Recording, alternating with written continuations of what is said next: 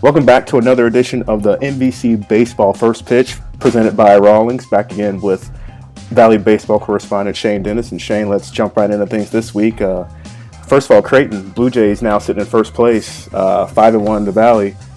What are you seeing out of the Blue Jays this week, coming off a sweep against Bradley? Well, to me, the big thing with Creighton is their reflection of their head coach. And I got to hand it to Ed Service. It doesn't matter what kind of personnel he has, what kind of coaching staff that he has to replace.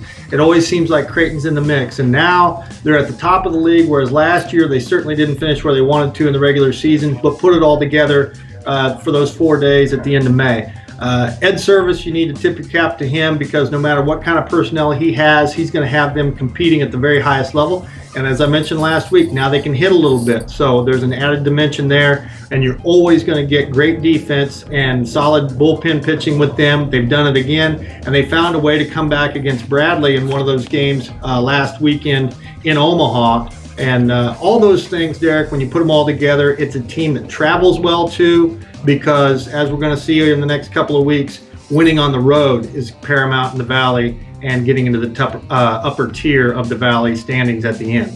Absolutely. Creighton, by the way, now came in this week ranked number 30 in the Collegiate Baseball newspaper poll, taking on Indiana State. Taking on Indiana State this weekend. Your thoughts about that matchup?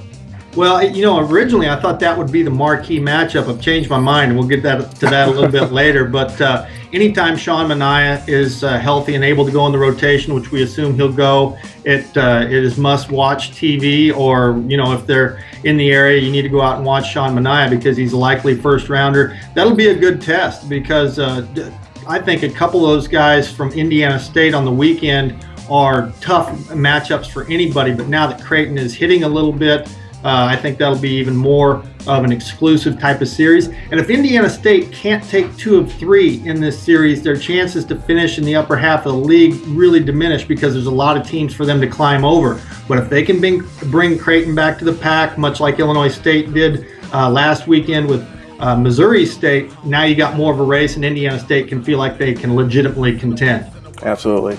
Let's jump down to Carbondale, Illinois, Southern Illinois. Getting good pitching from Cody Forsyth. They finally get a chance to have a conference series at home, hosting Missouri State. Talk about the Salukis so far. Their bats really came alive this week. They had some games against Southeast Missouri State and won 25-3 in one of those ball games. Yeah, originally I was going to talk about their pitching staff exclusively, and maybe lament the fact a little bit that they hadn't got more offense, because they all deserve it, those pitchers. And let me point out their bullpen too. Matt Murphy, Lee Weld, Tyler Dre, Todd Eaton, a bunch of veterans down there. And we give Wichita State and Creighton a lot of credit for their depth and roles in their bullpen, but tip your cap to Southern Illinois too, because they've really put it together on the mound. Now, you mentioned Cody Forsyth. I think he is a highly underrated pitcher in this league. You hear about Manaea, you hear about those other guys, Petrie, and deservedly so. But all Forsyth does is go out and beat you. He's got a 2.28 ERA again this year. And up until this week, as you mentioned, when they exploded offensively, their numbers had really held them back, that team. The offense hadn't been consistent. And of the 23 starts by their weekend guys, their rotation had a record of 3-4. Wow. To me, that means they're leaving a lot of games where it's 1-1, 2-2, because their ERAs are so low, and they've kept them in games, but the offense has fallen short. But now they come off a near school record explosion against Southeast Missouri State. They beat Austin Peay, who's a very good team, put up 10 on them. Now that series becomes a lot more interesting thanks to their bats. If they can consistently hit, look out for them. I don't want to see them in May with the arms that they have if Austin Montgomery and company continue to hit. Sounds good. And talk a little bit about pitching. Chris Razo, Illinois State. He's the current Missouri Valley Conference Pitcher of the Week right now. The Redbirds have also one of the better hitters in the league with Eric Aguilera. He's hitting .371. That's good for 5th in the Valley right now. Talk a little about those guys.